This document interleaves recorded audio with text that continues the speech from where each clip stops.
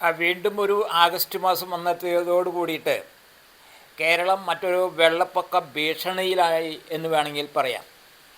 June July മാസങ്ങളിൽ കാര്യമായിട്ട് മഴ ലഭിക്കാത്തതിൻ്റെ പേരിൽ എല്ലാവരും നടക്കുന്ന വലിയ രോദനങ്ങൾ, വലിയ നിലവിളികളൊക്കെ പെട്ടെന്നാണ് മാറിയത്. ഇന്നലെ സന്ധ്യയ്ക്ക് മുതൽ പിടിച്ച മഴ കേരളം എല്ലാ സ്ഥലത്തും പേമാരിയായി പെയ്തുകൊണ്ടിരിക്കുകയാണ്. മിക്കവാറും എല്ലാ ജില്ലകളിലും റെഡ് അലർട്ടാണ്.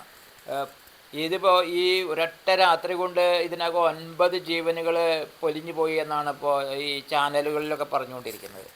അത്ര ഭീതിജനകമായിട്ടുള്ള രീതിയിൽ പല സ്ഥലത്തും കേരളത്തിൽ പല സ്ഥലത്തും ചെറിയ തോതിലുള്ള ഉരുൾപൊട്ടലുകളും മണ്ണിടിച്ചിലും നടന്നുകൊണ്ടിരിക്കുകയാണ്. അതുപോലെ തന്നെ മധ്യ കേരളത്തിൽ വെള്ളക്കെട്ട്, വീടുകളിൽ വെള്ളം ഇരച്ചെത്തുന്നു. തീരദേശത്തും ദുരിതമാണ്. മുതലപ്പുഴയിൽ വള്ളം പറഞ്ഞ് ചിലരെ കാണാനില്ല.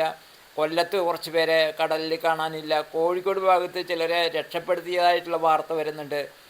അപ്പോൾ അങ്ങനെ നിരന്തരമായിട്ട് വലിയ ഒരു ഭീതിയും ഭീഷണിയും വന്നുകൊണ്ടിരിക്കുകയാണ്.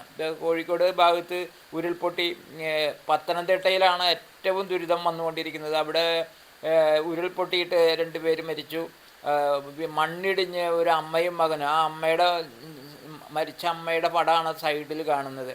മകൻ്റെ മൃതദേഹമാണ് ആളുകൾ എടുത്തു കൊണ്ടുപോയിട്ട് പുറത്തേക്ക് ആ മണ്ണൊക്കെ മാറ്റിയിട്ട് കൊണ്ടിരിക്കുന്നത്. അപ്പോൾ അങ്ങനെ അതോടൊപ്പം തന്നെ അതുപോലെ തന്നെ റാന്നിയിലൊക്കെ ഭയങ്കര വെള്ളപ്പൊക്കമാണ്. റാന്നി ടൗൺ മൊത്തം മുങ്ങിക്കിടക്കുന്ന ഒരു സിറ്റുവേഷൻ ഉണ്ട്. അപ്പോൾ വളരെ പെട്ടെന്നാണ് വെള്ളമില്ല, ഡാമുകളിൽ വറ്റിപ്പോയി എന്നൊക്കെ പറയണ ഭാഷയൊക്കെ ഒരു നിമിഷ നേരം കൊണ്ട് മാറ്റിയെടുക്കുന്ന തരത്തിലുള്ള വലിയ മഴയാണ് പെയ്തുകൊണ്ടിരിക്കുന്നത്. കേരളത്തിലെ മിക്കവാറും 9-10 ജില്ലകൾ റെഡ് അലർട്ടാണ്. റെഡ് അലർട്ട് ഇല്ലാതിരുന്ന തൃശ്ശൂർ ജില്ല, ഇതേപ്പോൾ കുറച്ച് നേരത്തെ എഴുതി കാണിച്ചു, അവിടെയും റെഡ് അലർട്ടാണ്. അപ്പോൾ അങ്ങനെ മഴയുടെ വലിയ ഒരു പ്രവാഹം വന്നുകൊണ്ടിരിക്കുകയാണ്. വീണ്ടും ഒരു വെള്ളപ്പൊക്കത്തിൻ്റെ ഭീഷണിയിലാണ്. കൊല്ലത്ത്, ആലപ്പുഴയിൽ മത്സ്യബന്ധന തൊഴിലാളികൾ ബോട്ടുമായിട്ട് വീണ്ടും ഈ ആളുകളെ വീടുകളിൽ നിന്ന് രക്ഷിക്കാനായിട്ട് പോകണമെന്നുള്ള വാർത്തയൊക്കെ വരുന്നുണ്ട്. മുതലപ്പുഴയിൽ, തിരുവനന്തപുരത്ത് ഈ മത്സ്യത്തൊഴിലാളികളുടെ കണക്കെടുക്കുന്ന വരെ കാര്യങ്ങൾ നടക്കുകയാണ്.